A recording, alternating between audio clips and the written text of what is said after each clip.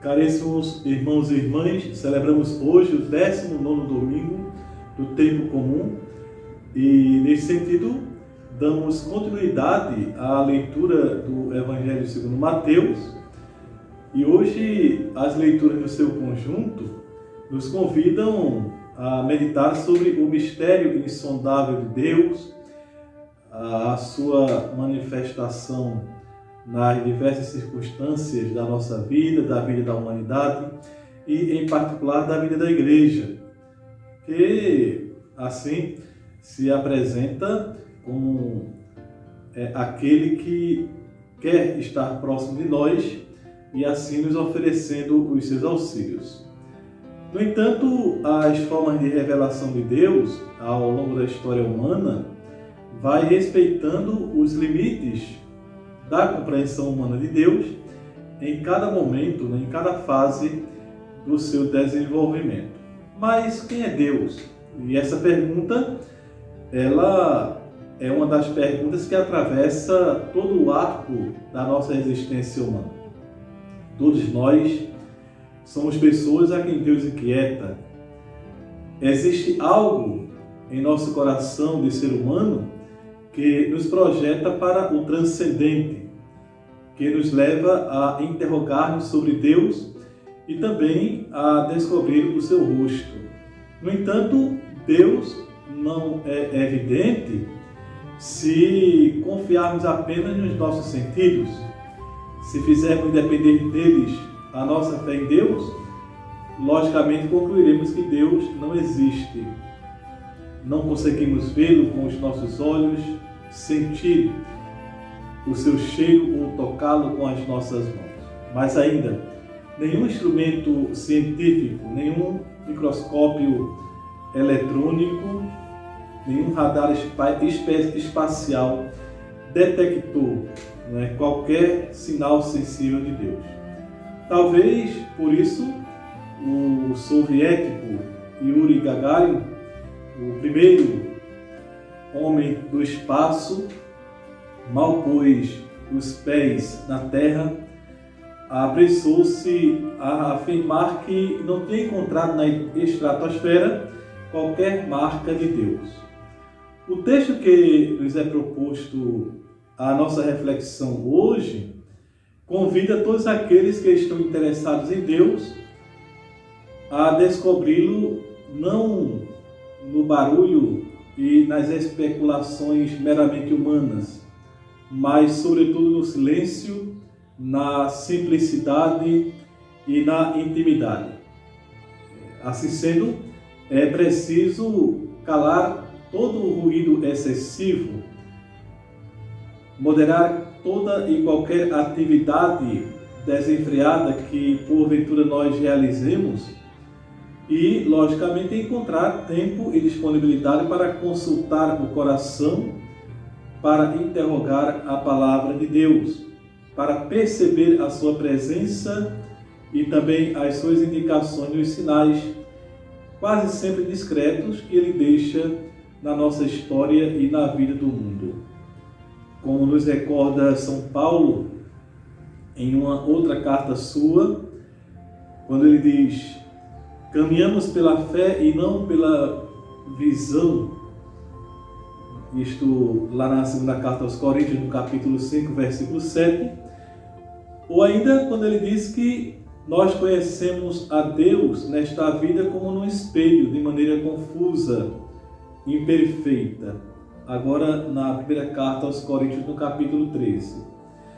O Catecismo da Igreja Católica, nesse sentido, ele, em seu número 164, nos dá este belíssimo ensinamento, dizendo o seguinte: luminosa por parte daquele em quem ela crê, a fé é muitas vezes vivida na obscuridade e pode ser posta à prova. O mundo em que vivemos parece muitas vezes bem afastado daquilo que a fé nos diz. As experiências do mal e do sofrimento, das injustiças e da morte parecem contradizer a boa nova, podem abalar a fé e tornarem-se, em relação a ela, uma tentação. Prezados irmãos e irmãs, e isto também é ensinamento da Igreja, o tempo atual da Igreja, ainda que marcada sob o signo do Espírito Santo, porque é Ele quem a conduz, é também um tempo ainda marcado pela desolação e também pela provação do mal, que em momento algum da sua história poupa a Igreja e inaugura assim os combates dos últimos dias. É um tempo, portanto, de espera e de vigilância.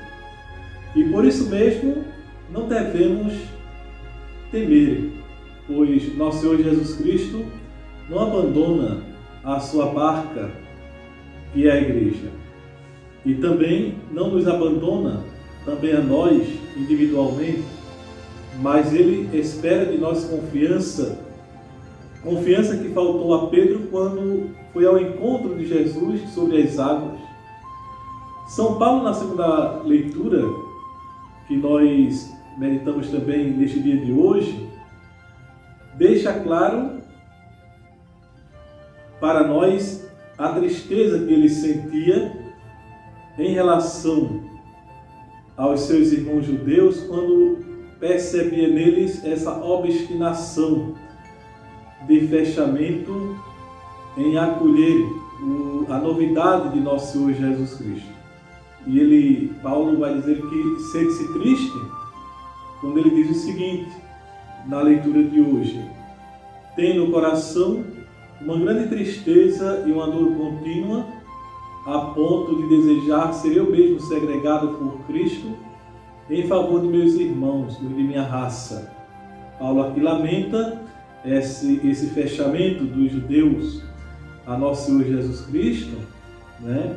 E deseja que ele mesmo fosse segregado em benefício dos seus irmãos judeus, né? Serem incluídos nesta salvação que é oferecida por Jesus, mas que eles se fecharam.